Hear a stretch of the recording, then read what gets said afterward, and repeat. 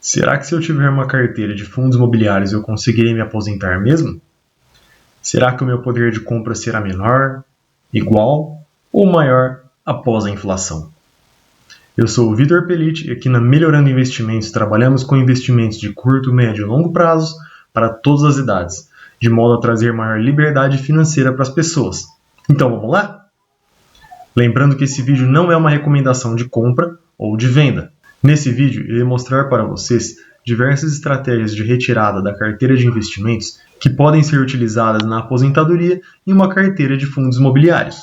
Assim, saberemos se dá para aposentar com fundos imobiliários e saberemos o limite que dá para sacar para não acabar o dinheiro.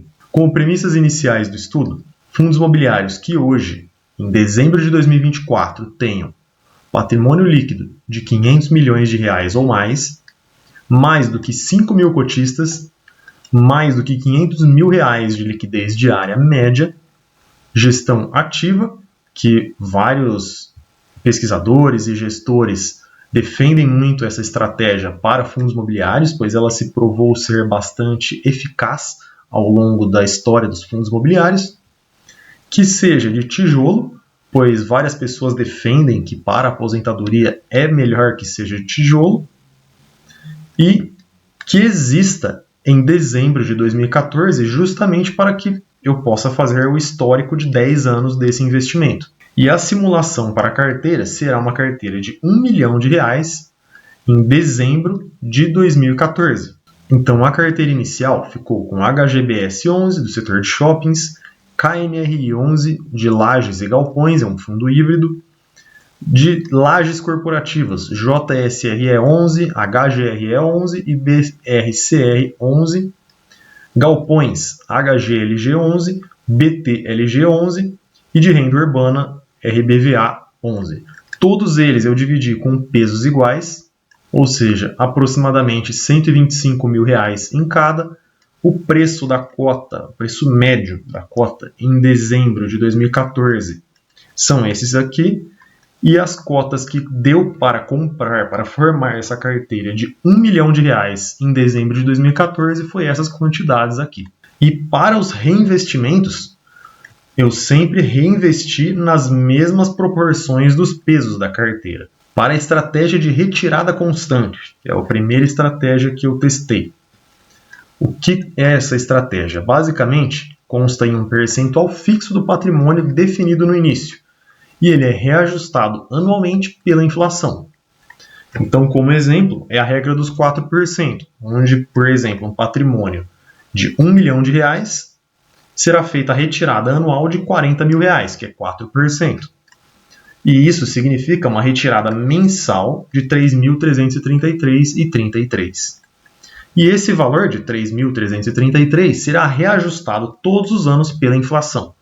Então veja que a sua renda ela nunca oscila para baixo, ela só vai subindo todos os anos pela inflação. No primeiro estudo, já com taxa de retirada de 4%, na simulação eu coloquei total de aluguel recebido, na linha azul, a renda corrigida, que é a linha vermelha, que é quanto de fato vai utilizar na aposentadoria para os gastos pessoais, o patrimônio aqui na linha verde, e esse patrimônio corrigido, que é a linha roxa, basicamente é o patrimônio lá do início, em dezembro de 2014, corrigido pela inflação para vermos se de fato teve um ganho acima da inflação no patrimônio. E aqui, como é uma retirada de 4%, então no início, a retirada em janeiro de 2015, que é quando de fato começa o usufruto dessa carteira, é de R$ 3.333,33 todos os meses. E isso sendo reajustado pela inflação. Vejam que aqui, mesmo nos períodos mais críticos, como o período da pandemia, essa carteira foi muito resiliente. Ela teve uma margem de segurança entre o aluguel recebido e o quanto foi retirado, e não teve nenhuma perda a ponto de precisar vender cotas para sustentar essa pessoa. E quanto ao patrimônio, foi uma taxa de retirada que não depredou o patrimônio em relação à inflação. E vocês podem se perguntar sobre esses picos gigantes que tem aqui nos aluguéis, Basicamente são dividendos extraordinários, quando os fundos imobiliários eles acabam fazendo vendas de imóveis e apresentam um grande lucro imobiliário. Então, no ponto 1, basicamente, os responsáveis foi HGLG, HGBS e HGRE. No ponto 2, foi o BTLG, o responsável. E nos dois pontos 3, no caso, foi o BRCR, o responsável. Agora, a evolução com taxa de retirada de 5%. Então, o que isso significa? Que a retirada inicial não foi mais de 3.333, foi agora de 4.166, e depois reajustando sempre pela inflação. Então, vejam que o patrimônio já, agora nesse período de final de dezembro de 2024, já caiu abaixo da inflação do período e chegou a encostar aqui próximo de 2023. Mas a renda se manteve bastante saudável e não teve nenhum problema. Agora, com a taxa de retirada de 6%, a retirada inicial nessa taxa vai ser de R$5.000. E veja que, apesar de o patrimônio ter caído mais forte em relação à inflação, a renda continuou bem saudável, mas quase encostando aqui a ponto de receber menos aluguel do que precisava para retirar para o uso pessoal. Então, quase teve que começar a vender cotas para pagar os custos. E aqui, com 7% de taxa de retirada, além do patrimônio ter caído ainda mais, podemos ver, inclusive, a renda aqui passou abaixo da retirada, da renda corrigida, ou seja, nesse período aqui da pandemia, fez a venda de cotas para poder sustentar a aposentadoria. E a retirada com 7%, lá em janeiro de 2015, foi de R$ 5.833. E aqui, apenas para mostrar para vocês a dimensão entre os aluguéis em percentual. Vejam que aqui nessa linha azul mais clara, que representa o BRCR, ele representava uma fatia muito maior lá no passado, em 2015, 2016, comparado com o aluguel total que ele paga hoje, onde representa uma fatia muito menor da carteira. O mesmo podemos dizer do JSRE, que representava uma fatia muito maior dos aluguéis recebidos e hoje uma fatia muito menor. E uma outra observação interessante, o fundo de shoppings da carteira, o HGBS 11, representava uma fatia bem significativa, assim como ainda representa hoje, de todos os aluguéis. Porém, na pandemia foi o que mais caiu, a ponto de quase zerar sua representatividade de aluguéis. Então, isso realmente demonstra que o setor de shoppings e principalmente o setor de lajes corporativas foi o que mais prejudicou a carteira, pois teve os seus rendimentos caindo e, como vocês bem sabem, os valores das cotas também caiu bastante. Uma segunda estratégia de retirada é a variável, ou seja, um percentual fixo dos dividendos recebidos que é reinvestido e não é reajustado anualmente pela inflação. Por exemplo, o reinvestimento de 30% dos aluguéis. Então, um exemplo prático, o recebimento de R$10.000 de dividendos, reinveste R$3.000, que é 30%, e gasta R$7.000. Então, a evolução com reinvestimento de 0%, ou seja, gasta tudo que recebe de aluguel, podemos ver que o patrimônio ele manteve em valores nominais, só que a inflação fez com que esse patrimônio se tornasse muito menor do que ele deveria. Ele continuou na casa de R$1 milhão, porém, ele deveria ter crescido para pelo menos R$1.600.000 aproximadamente. E aqui, quanto à renda, ela teve, principalmente no começo, uma renda ok pela inflação, principalmente devido aos dividendos extraordinários, mas com o passar dos anos a renda foi inclusive caindo, principalmente por conta dos fundos de lajes corporativas, e não acompanhou a inflação. Então vejam que o reinvestimento de 0% é completamente inviável. E aqui a retirada inicial média, que eu apenas tirei esses dividendos extraordinários para fazer a média do primeiro período, seria de R$ 10.128. Vamos fazer agora com 30% de reinvestimento. Com 30%, vejam que teve uma melhora em relação ao anterior, chegou a praticamente 1.250.000 o patrimônio, mas ainda assim não bate a inflação, o patrimônio, e a renda melhorou a situação do poder de compra desse indivíduo depois de 10 anos, mas ainda é muito deficitária, então perdeu o poder de compra com o passar do tempo. Ou seja, 30% nessa carteira não é o suficiente para reinvestimento. E a retirada inicial média, lá em janeiro de 2015, é de R$ 7.268. E aqui, com reinvestimento de 50%, ou seja, metade de tudo o que recebe de aluguéis é reinvestido. Então melhorou ainda mais, já está praticamente empatado com a inflação, o patrimônio, mas a renda ainda perde para a inflação. Então vejam que ainda fica essa linha verde, que é a linha do saque para uso na aposentadoria, é mais baixa do que o que seria a renda reajustada pela inflação todos os anos como um reloginho. E a retirada inicial média de R$ 5.280 aqui no começo. E agora uma evolução com o reinvestimento de 80% dos aluguéis que recebe. Vejam que o patrimônio ganhou com bastante margem da inflação, foi para a casa dos R$ 2 milhões, e a renda ela conseguiu ficar bem em linha com a inflação. Então ficou bem próximo e até praticamente em cima da linha da inflação aqui, corrigindo essa renda inicial. Ou seja, para essa carteira precisou de um reinvestimento de 80% dos dividendos para corrigir pela inflação a renda. E a retirada inicial média foi de R$ 2.166. Então eu fiz um outro teste.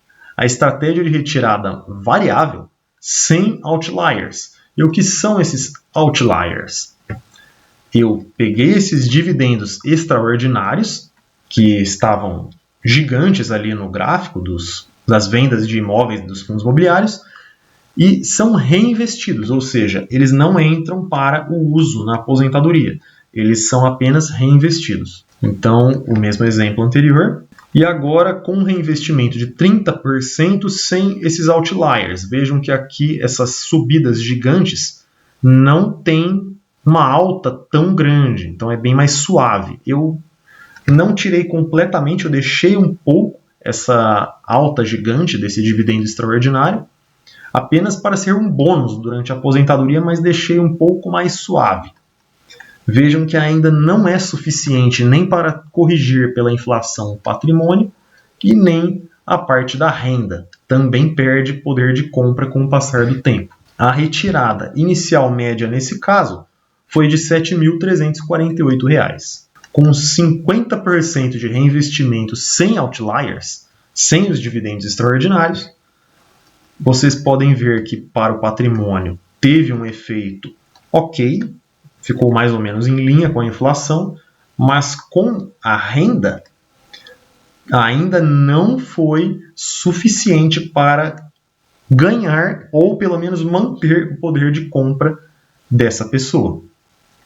E a retirada inicial média nesse caso foi de R$ 5.321. E agora uma evolução com reinvestimento de 80% novamente, mas sem os outliers.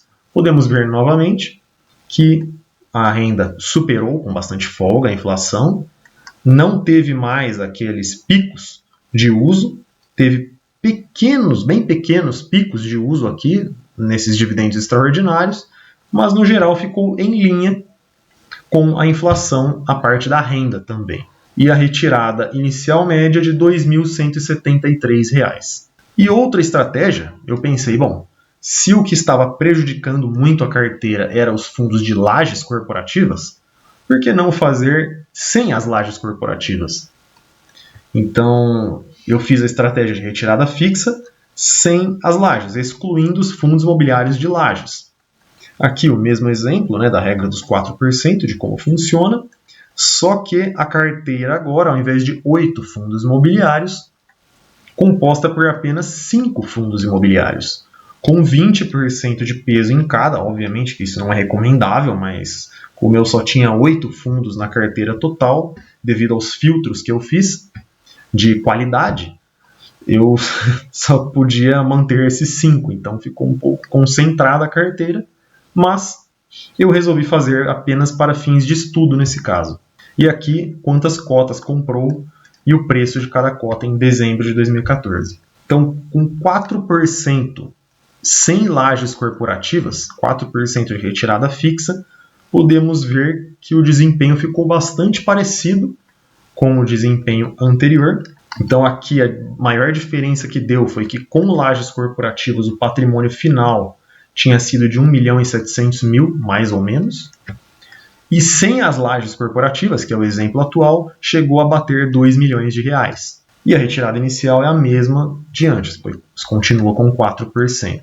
E aqui, com taxa de retirada de 6%, sem lajes corporativas, a diferença de patrimônio também foi significativa, teve um ganho maior, mantendo sem lajes corporativas na carteira, e aqui foi possível ainda ter um saque na aposentadoria, até mesmo com essa taxa de retirada de 6%, aqui no período da pandemia que mais estressou a carteira, né? A retirada inicial, nesse caso, foi de R$5.000, e agora, com 7% de taxa de retirada, o mesmo cenário. Aqui o patrimônio ficou mais ou menos em linha, mas já perdendo para a inflação, e aqui ficou tendo que vender cotas na parte da pandemia, pois também não aguentou uma taxa de retirada tão elevada, mesmo com as lajes corporativas estando fora da carteira. E aqui, com lajes, teve um patrimônio bem menor, de 1.300.000 aproximadamente, e sem lajes, um patrimônio de 1.500.000. Retirada inicial, nesse caso, de R$ 5.800. Então, eu fiz a mesma estratégia para a retirada variável sem lajes corporativas. Então, a carteira, novamente, com 5 fundos imobiliários restantes.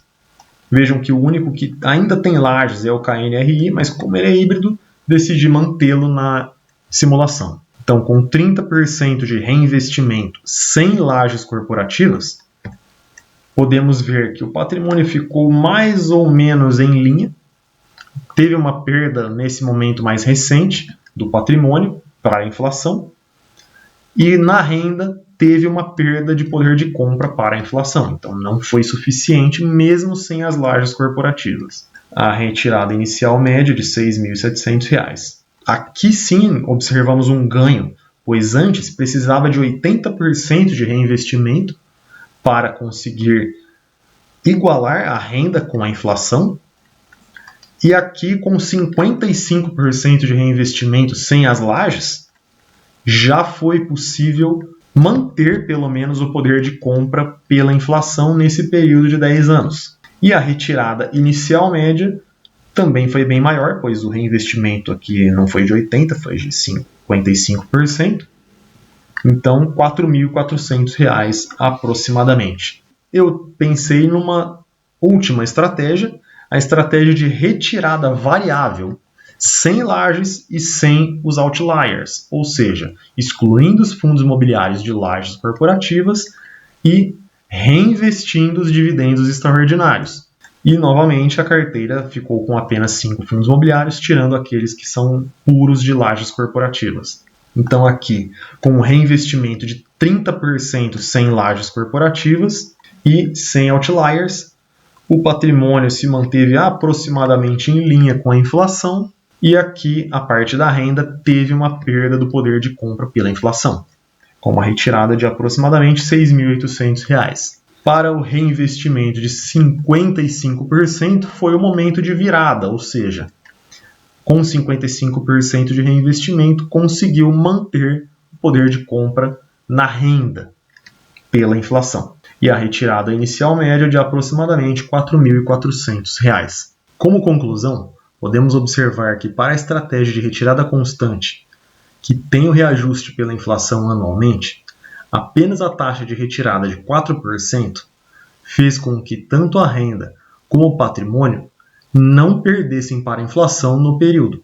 No caso dessa mesma estratégia, mas sem as lajes corporativas na carteira, podemos observar que suportou até uma taxa de 6% de retirada, com a manutenção tanto da renda como do patrimônio, protegendo da inflação no período. Para a estratégia de retirada variável, sem reajuste pela inflação, apenas a taxa de 80% de reinvestimento foi suficiente para garantir a manutenção tanto da renda como do patrimônio pela inflação do período. Na estratégia de retirada variável, houve uma melhora significativa na carteira ao retirar as lajes corporativas, onde com 55% de reinvestimento já foi possível proteger tanto a renda como o patrimônio da inflação do período. Em todas as simulações que eu fiz com o uso dos dividendos extraordinários para a aposentadoria ou o reinvestimento dos dividendos extraordinários na carteira, não deu diferença significativa entre eles, nem para o patrimônio e nem para a renda. Provavelmente, se houvesse mais dividendos extraordinários, em maior quantidade, teria um efeito mais significativo. Apesar de todos esses números nos mostrarem que ao tirarmos as lajes corporativas da carteira, podemos ser mais arrojados, eu prefiro ser mais conservador, pois esse estudo foi feito pelo período de 10 anos. Entretanto, eu acredito que a maioria das aposentadorias das pessoas será de 30 anos ou mais. Por isso, a prudência é muito necessária. Se você gostou desse vídeo, se inscreva no canal para que eu possa continuar fazendo vídeos como esse. Muito obrigado e até o próximo vídeo.